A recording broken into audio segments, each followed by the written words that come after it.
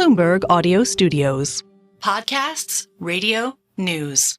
This is Bloomberg Businessweek with Carol Massar and Tim Stenovec on Bloomberg Radio. Okay, Carol Massar. I'm with you. Picture this. Yes. Michael Jordan. Cool. Yes, that Michael Jordan. Really, Okay. that's what I thought. Jeannie Buss of the LA Lakers. Cool. Wes Edens of the Milwaukee Oh my Bucks. God. Whit Grauspec and Emilia Fazzalari of the Boston Celtics. They all get together for dinner. No, it's not the start of some sort of, NBA owner joke. No, it's okay? sort of a really cool company. Tequila company. Cincoro Tequila. Right. And company lore has it that the dinner happened back in 2016. This is like, you can almost feel like it should be a streaming series already. Fast forward to today, and Cincoro Tequila has sold more than 2.5 million bottles. It's won more than 24 awards. Investors now include Serena Williams, Derek Jeter, who was just in our studio a couple weeks ago. He wasn't drinking tequila. He was not. No. Also Michael Strahan and more. Emilia Fazzalari, is co-founder and executive chairperson of Cincoro Tequila. She joins us here in our Bloomberg Interactive Broker studio. I'm saying sorry because she's a former Bloomberg colleague. Emilia, it is so good to see you. How are you? I'm great, and it's great to be back in the building. What do you think? I love it. I miss it. Does it bring back some good memories? 100%. I was here 23 years. It's a long time. You did everything from head of marketing for Bloomberg TV. You ran the trading system department. You led the product strategy department. I did. And now this. Tequila. I know. Well, we always love like someone's journey and how they get to something. Like, what is it about kind of your background and the things that you did got you to where you are today? Well, actually, that's really interesting because there is a connection, because most of my time at Bloomberg, I was involved in startups and involved in starting new businesses. And so and I remember Mike Bloomberg saying to me a long time ago, it doesn't really matter what the subject matter is, it's your approach to starting and running a business that matters, because you can learn the subject matter, right? And so I did remember that when we were starting the tequila company, because it was very different than commodities or anything else I was involved in. But it worked. It was a focus on trying to do things at the very highest level. And my partners are incredible, and they're incredibly competitive, and so there's a very high bar. So it's interesting because the story, that dinner goes back in 2016 as company lore, right? Yeah. But you didn't launch for a few years because you just celebrated your 5-year anniversary. That's true. I'm glad you're asking that. Why did it take so long? Is that normal for tequila? I don't know how. I don't think that works. is normal for tequila, but it was the norm for us. And the reason for that is, and one of the unique aspects about Cincoro is we created this tequila. We literally created the recipe. And the liquid was our North Star from day one. Nothing else mattered. We had to get the liquid right. And from that first famous dinner now in the summer of 2016, Michael was a true tequila connoisseur in the group, and that would be Michael Jordan. That would be Michael Jordan. Okay. That would be MJ. That would be Michael Jordan. And he taught us how to drink tequila. And we realized we had a shared love for tequila, and that really was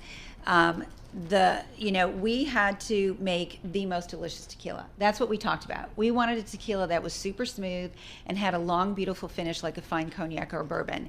And so it took us 3 years. Wow. We created 1,000 tequilas over a 3-year period. And to this day, Michael and I taste every batch before we bottle. Michael Jordan, to ensure that it is the best. What did he teach you about how to taste tequila? Yeah, that's great. Great question. So we looked for 4 things, and first being color. Even the Blanco, it's clear, but it needed to be a crystal clear Blanco, and obviously our aged expressions. And then there is the nose, like what does it smell like? You wanted to have a beautiful aroma. And then the taste, which needed to be smooth on the palate, and then a long, beautiful finish like a fine cognac or bourbon. So that's what we looked for. That was the cork popping. I can't say that, but we'll get to that in a moment. Keep going. What I think is so interesting about this is when you look at especially celebrity-backed alcohol companies, oftentimes they sort of go with, okay, what is the hot spirit of the moment? And it seems like you guys were a little ahead of tequila becoming such a big part of American culture, at least, because in the last few years you've had some huge exits when it comes to tequila, but you guys had this idea close to a decade ago. We did, and for us, Michael Jordan's part of the group, and now we've got other incredible celebrities part of the group, but it was never about the celebrity for us. And if you notice in our marketing, we're not celebrity focused, or there's no one standing up saying, please, buy this tequila because of me. We want people that you may hear about Cincoro because of Michael Jordan or Derek Jeter, Serena Williams, but you're going to buy your first bottle, your second, your third, and hopefully many cases thereafter because you love the tequila. You love Cincoro. And that's really important to us. It's about being super authentic. Actually, there's a ring around the neck of our bottle that says share truth, and that is our truth. It is about being, authentic and true to our North Star, this delicious liquid. Your bottles alone are stunning. There's a whole story there too. What is the story? So during that 3-year period where we're focused on making the liquid, Michael called Mark Smith, who was the vice president of special projects and innovation at Nike at the time, and had done everything Jordan. And he, I'm gonna put it up to the camera. Oh, you know what? Let's put this. Can you put the stopper on it? Yes. You got to make. You don't want to spill it, Carol. Yeah, here. They've opened it up so. She just did spill it. I said you don't want to spill it, Carol. They've opened it up so it's easy for me. Yeah. Because I am a bit of a klutz, but you're not getting to see, but it's really stunning. All right. So I'm gonna send it out on Twitter. Yeah, send it over. I can put it back together. But anyway, so we had. So Michael called Mark Smith and of Nike, and Mark and asked him to design a tequila bottle for him. And so the story is that Mark said to Michael, "Close your eyes and describe what you see using 3 words."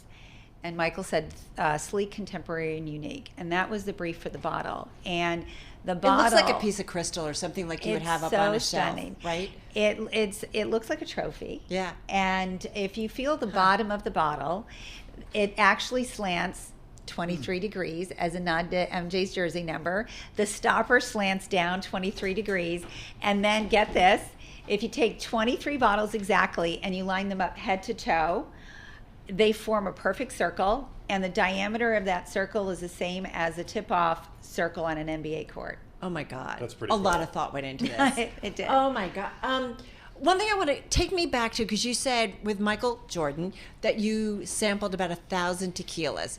That process, were you down in Mexico? Because we've done a lot of reporting on, kind of where all the tequila comes from and talked about it. Tell us about that process. Yeah, so I did go down to Mexico a ton. Wes and Wick joined me on a few of those trips, and we would taste, we actually started with more than one distillery because we actually had them compete, and we wanted to really refine the taste profile. And then we finally landed on one, and we would get samples, bring them back, and we would meet as a group and taste through a whole table of tequilas.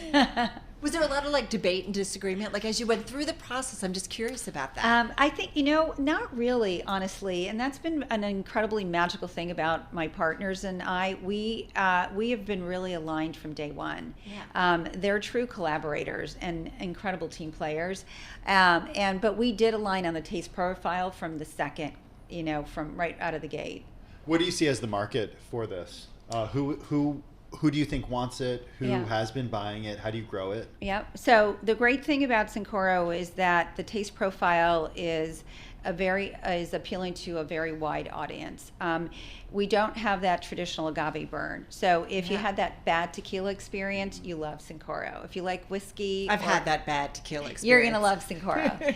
And hello, college. The one word that everybody uses to describe Cincoro is delicious, and so it's a high-end tequila. It's a high-end sipping tequila. We gravitate towards the more affluent consumer. And is that more? Is the price point aligned with that? Mm-hmm. Yeah, 100%. So I think we're going to taste the Cristalino today and the Añejo. All right. So I have one more question. You go. We're going to get into this. I mean, a lot more questions. If we have a couple minutes left up with you, then we're going to do some news and we're going to come back. I've heard horror stories about liquor distribution, and I'm wondering how competitive is. How do you get in? How do you make sure to get in with the right? I've talked to owners of local stores who are like, I'm not allowed to carry this one brand because my distributor is this distributor and carries this one brand. Like it's really tough for independents in some cases. How do you navigate that? Hard work. There's no But it's substitute. possible. 100%. You know, you've got to. I mean, I've heard words like cartel, mafia, like to describe the industry. Right. I think that it starts with having an amazing product, and we want the product to speak for itself. And so there are difficult accounts, and it's a super competitive market in the United States, but you grind through it. And we have a product that we are so proud of, and that when people taste it, they are so proud to have it on their back bar. Oh, thank you. This is we're having shots of tequila in Bloomberg compostable and we're water not going to do cups. shots. No, we're not shooting this. We're not going to do shots. I would shooting never. this. I would never. We're going to sip this. We have about a minute, and then we're going to do some news. And I was come just back. doing that to describe the amount of liquid in here. So this is- Shot-like. This is the Añejo. Okay. How much and would a so- bottle of this? So that's a small bottle. So the 750 ml, which is the standard size, is about $140, And that's what? and that's around $74. Okay. And that's the half size of That's that. how Okay. cute is that bottle? It's adorable. It's adorable. I'm afraid because I keep like dropping things. Can everybody see? Okay. And if you look at the bottle from the side, it looks like an agave leaf, and It's really, really neat. It's heavy. and it's heavy. Yeah, Okay. All right, so We're gonna sip So notice the color. It's a Yes. beautiful amber color, and then let's just take in the aroma. We have 20 seconds, and then we'll come back. All right, take your Can I first taste sip. Smooth. I don't need a margarita with this. It's smooth. Should we do more tequila? Yeah. Okay, that's because we're with Emilia Fazzalari. She's co-founder of Cincoro Tequila. She joins us here in the Bloomberg Interactive Brokers studio. You were trying to drink a little during news. I was trying to drink a little bit. I want to go back said, to what? Stop. No, we Stop. got to do this when we come back. Amelia, we just sampled one of, you brought us two tequilas, and Correct. this is what you've done. Tell us a little bit more about the first one before we go into the second one. So we just sampled the Añejo, which is aged 24 months in Tennessee whiskey barrels. Oh, here's the beautiful bottle. I can show you this. This is actually a mini version of our bottle. And can everybody see Yeah, this? they can see Yeah. that. We just want you by the mic, too. And by the way, this is a great gift because it looks like a trophy, as I said. And what's My husband loves cognac, and this is what this reminds me Exactly. If Yeah. you love cognac or whiskey, you love Cincoro. And if you don't love tequila, you'll also love Cincoro. of. All right, Tim is like holding the This is a other trophy one, and it that- does look like a trophy. It does, This looks right? like some sort of championship trophy that maybe Tim, MJ. Tim, you got Oh, the by MJ. the way, here's a championship ring. For NBA championship ring, Boston Boston Celtics. Celtics. How does it feel to wear that? Oh, that's so good. Can you explain why you have that? Well, my husband is Wick Grosbeck, who owns the Celtics, and we just won. Congratulations. Congratulations. 18th championship. Pretty cool stuff. Yes, so super exciting. We had opening night the other night, and it went really well. We won. Go back to, though, so much interest we find, too. We have a lot of guests, whether it comes to the spirits world, whether it comes to tequila. Tell us about, because there's two options. Tell us about the second one that you brought us. Yes, so the second one is our brand new Cristalino. This is a limited edition. They for want the me to hold this for the Okay, camera, great. So I'm going to hold this while you talk Limited about it. edition trust for me the holiday anymore. season. It's this beautiful platinum silver bottle, and this Cristalino it's really actually a super hot category for tequila right now. They're saying that the category will be about 6% of the tequila market by 2028, and it's a really key driver of premiumization. The liquid is our Añejo liquid, and it's charcoal filtered to remove the color, and it's absolutely delicious. We just had our 5-year anniversary party where we celebrated the launch of Cristalino, and people tasted it for the first time and absolutely loved it. So definitely try to find a bottle because they're going to run out. What are you thinking in terms of product growth and product category growth? You obviously have these two different lines, but how do you So come up This with is more? a different yeah, taste. it is a different taste. So we actually have a Blanco, a Reposado, which is slightly less aged than the Añejo, We also have an extra añejo, which is aged 44 months, and that's in a black crystal bottle, and that's really our halo expression. That's about $1,700 a bottle. It's Michael Jordan's favorite.